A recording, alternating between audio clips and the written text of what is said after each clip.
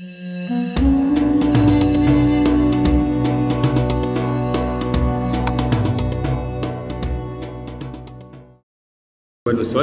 ونسلم على الخير الأنام سيدنا محمد وعلى آله وصحبه أجمعين أما بعد.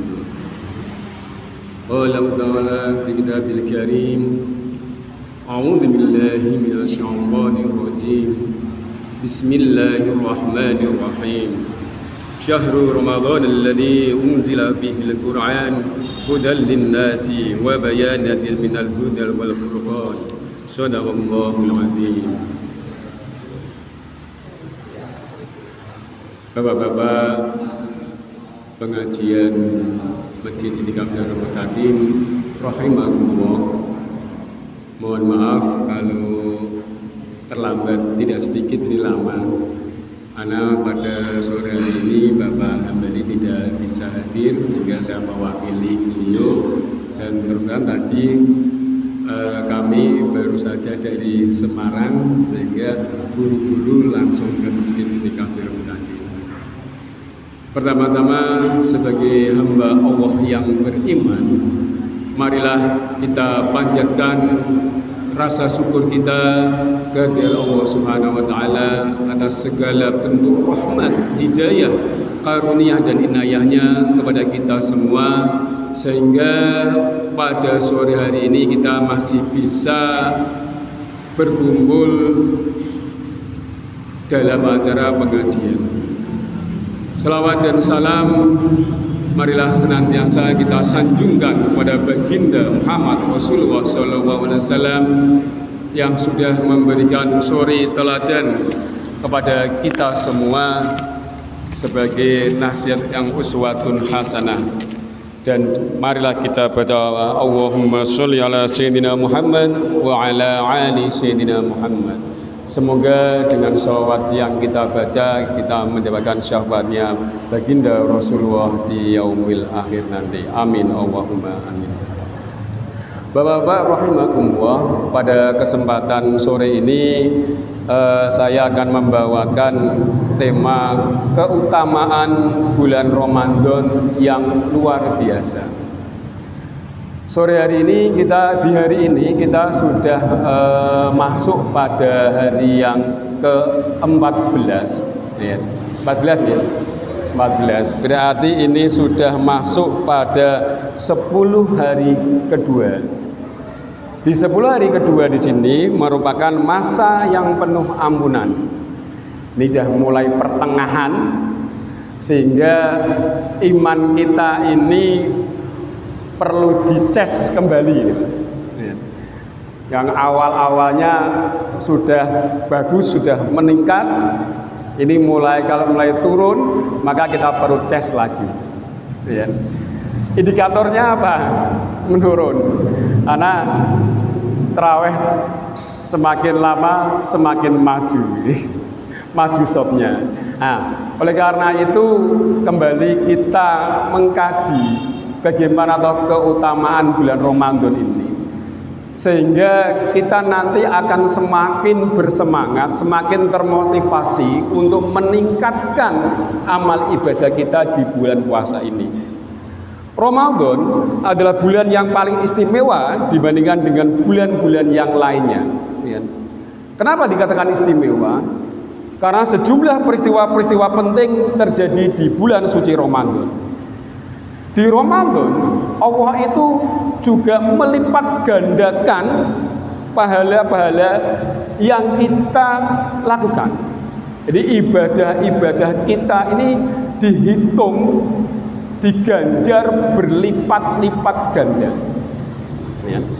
Oleh karena itu kita harus berlomba-lomba ya, dalam meraih keutamaan di bulan Ramadan. Apakah keutamaan bulan Ramadan itu? Yang pertama, bulan Ramadan adalah bulan yang penuh berkah. Rasulullah SAW bersabda pada bulan Ramadan adalah bulan yang penuh berkah. Qad ja'akum syahrul ramadhana syahrul mubarak. Telah datang kepada kalian bulan yang penuh berkah. Jadi di bulan Ramadan ini merupakan bulan yang penuh berkah. Berkah itu artinya apa? Berkah adalah ziyadatul khair, bertambahnya kebaikan. Kalau kita melihat di kehidupan sekitar kita, di bulan kita bandingkan antara di bulan-bulan biasa dengan di bulan Ramadan, tentunya banyak sekali perbedaan-perbedaan. Yang tentunya perbedaan ini ya, mengarah pada peningkatan keberkahan atau kebaikan. Kita melihat saja dari segi ekonomi, ya, Mas Khotib sebagai pedagang, Pak Min sebagai pedagang, tentu omsetnya saat bulan Ramadan dengan bulan-bulan yang bukan Ramadan, ya, ini lebih meningkat di bulan Ramadan. Kenapa? Karena seperti Mas Khotib yang jualan pakaian ini, ya, permintaan dari pembeli itu meningkat sehingga omsetnya naik. Dan orang yang bukan pedagang, misalkan yang pekerja-pekerja di perusahaan atau di pabrik, mereka juga mendapat tunjangan-tunjangan hari raya, sehingga sirkulasi keuangan ini berjalan cepat. Artinya ada kenaikan yang signifikan pada bulan-bulan Ramadan ini. Dan tentunya ini membawa keberkahan tersendiri.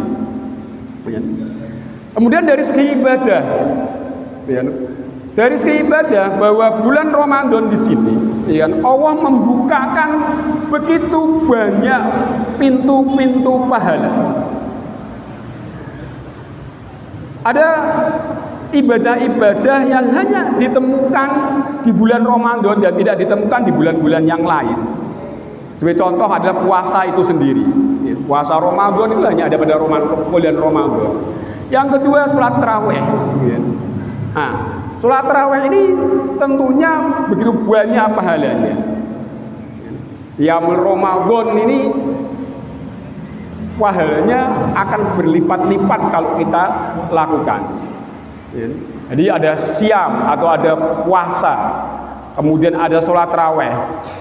Kita biasanya kalau di bulan-bulan biasa tidak ada tadarus di masjid, di bulan Ramadan ini kita selalu mendengarkan lantunan-lantunan ayat-ayat suci Al-Quran yang dibacakan oleh remaja di tiap malam. Nah, ini tentunya berbeda dan ini membawa keberkahan tersendiri dari segi ibadah. Sehingga dalam kitab Ittihad Al-Anam bin Ahkam Asyam dari Dr. Jiruddin bin Muhammad bin Husain bin Al-Aidarus Al-Bailawai, bulan Ramadan ini disebut sebagai bulan keberkahan. Atakum Ramadhana sahru barakah, telah datang bulan keberkahan kepada kalian. Hadis Ubaidah. Di keutamaan yang pertama di bulan Ramadan adalah bulan yang penuh keberkahan. Yang kedua adalah bulan wajib berpuasa. Bulan Ramadan biasanya disebut dengan istilah Syahrus Syam atau bulan puasa. Bulan inilah yang paling istimewa dalam bulan Ramadan, dan puasa adalah bagian dari rukun Islam. Kita tahu bahwa rukun Islam itu ada 5. Yang pertama adalah syahadat, yang kedua adalah sholat, yang ketiga adalah zakat, dan yang keempat adalah puasa, yang kelima adalah haji bila mampu. Berarti puasa ini hukumnya adalah wajib. Allah berfirman, ya ayyuhalladzina amanu kutiba alaikumus syiyam kama kutiba alal ladzina min qablikum la'allakum tattaqun. Artinya, wahai orang-orang yang beriman, diwajibkan atas kalian berpuasa sebagaimana telah diwajibkan atas orang-orang sebelum kalian, agar kalian menjadi orang-orang yang bertakwa. Jadi, mengapa toh manusia ini harus diciptakan oleh Allah? Tujuannya adalah untuk bertakwa kepada Allah. Apa arti takwa? Takwa itu secara etimologi, secara definisi adalah menjalankan segala perintah Allah dan menjauhi segala larangan-larangan Allah. Itu arti takwa. Ketakwaan terhadap Allah berarti adalah menjalankan ibadah puasa karena dilandasi iman kita kepada Allah. Jadi kita itu berpuasa semata-mata hanya karena mencari keridhaan dari Allah, bukan yang lain. Sebagaimana riwayat dari Abu Hurairah radhiyallahu an Abi Hurairah anna Rasulullah sallallahu alaihi wasallam qala man qama ramadanan imanan wa ihtisaban ghufira lahu ma taqaddama min dhanbi. Dari Abu Hurairah radhiyallahu an bahwasanya Rasulullah sallallahu alaihi wasallam bersabda, barang siapa yang mendirikan Ramadan karena iman dan mengharapkan ganjaran, maka akan diampuni dosa-dosanya yang telah lalu. Jadi betapa besarnya arti puasa Ramadan ini. Sehingga Ramadan ini atau Sahrus Syiyam ini menjadi keutamaan, salah satu keutamaan di bulan Ramadan. Yang kedua, yang ketiga, saat bulan Ramadan seperti ini, maka pintu surga dibuka.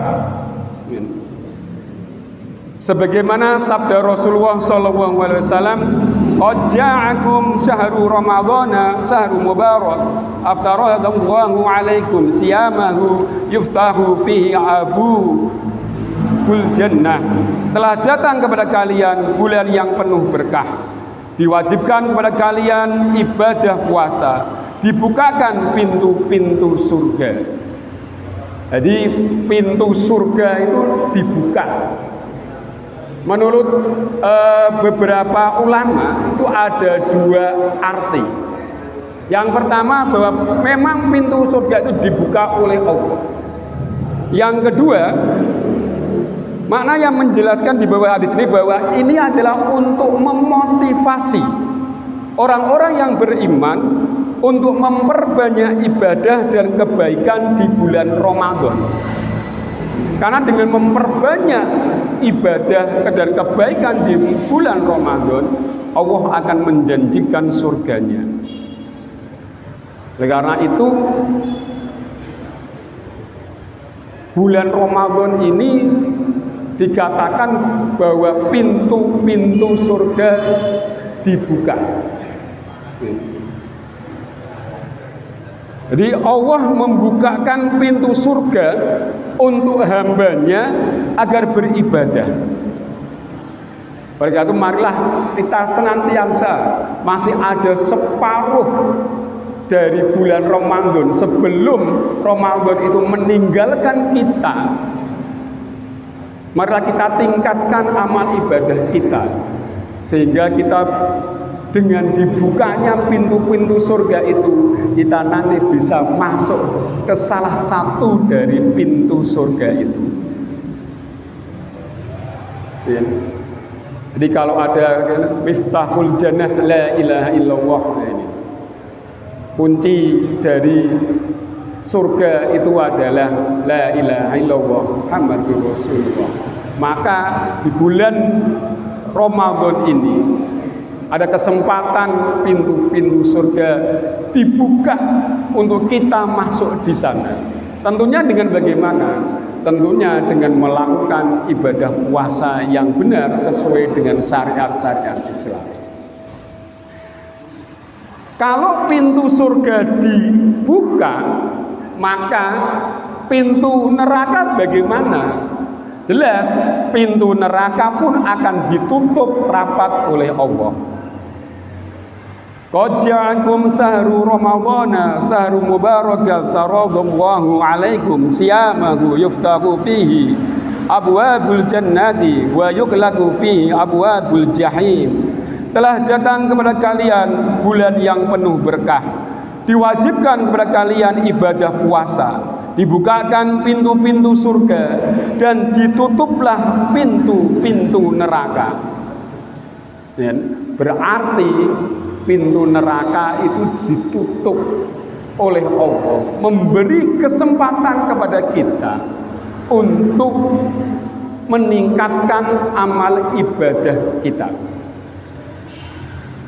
sehingga kebaikan-kebaikan dan apa yang kita perbuat ini nanti akan menjadi catatan tersendiri, sehingga memudahkan kita untuk masuk ke dalam surga-surganya Allah. Apakah benar pintu neraka itu ditutup? Jadi Qadhi rahimahullah menjelaskan bahwa hadis ini memiliki dua makna. Yang pertama, makna zahir dan hakikatnya bahwa pada bulan Ramadan pintu surga itu benar-benar dibuka dan pintu neraka itu ditutup. Makna yang kedua adalah makna majaz dan isyarat atas banyaknya pahala dan pengampunan pada bulan-bulan ini. Jadi ditutupnya pintu-pintu neraka itu berarti Allah itu memberikan pengampunan kepada hambanya. Jadi apabila kita selama ini sering melakukan kesalahan-kesalahan, melakukan dosa-dosa, saat yang tepat inilah, di bulan Ramadan inilah kita untuk melakukan pembersihan diri, memohon ampun sama Allah. Karena pintu surga itu dibuka dari fajar sampai terbenamnya matahari. Jadi selama puasa itu selalu terbuka untuk kita semua. Yang berikutnya, yang kelima, keutamaan bulan Ramadan adalah setan dibelenggu. Masih meneruskan hadis di atas. Idza ja'a Ramadana futihat abwabul jannati wa ghulqatul abwabun nar wa sufatil sayatin. Apabila Ramadan tiba, pintu surga dibuka, pintu neraka ditutup, dan setan pun dibelenggu. Hadis ini menjadi menarik. Menariknya bagaimana? Kalau setan itu dibelenggu pada bulan Ramadan, kenapa kita masih banyak menemukan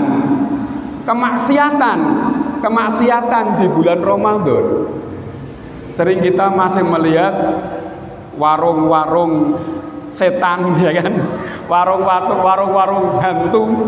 Kenapa? Kalau dilihat kakinya kelihatan, ada banyak orang, tapi mukanya nggak kelihatan karena tertutup separuh. Kalau setan dibelenggu, kenapa masih ada kemaksiatan di bulan Ramadan? Nah, untuk menjawab ini kita to be continue. Kita bersambung karena sudah diingatkan, ini sudah mau waktunya. Terima kasih, sedikit ini nanti kita lanjutkan pada kesempatan yang lain. Jadi kenapa setan itu dibelenggu sementara masih banyak kemaksiatan? Masih semoga bermanfaat. Wabillahi taufiq wal hidayah. Wassalamualaikum warahmatullahi wabarakatuh.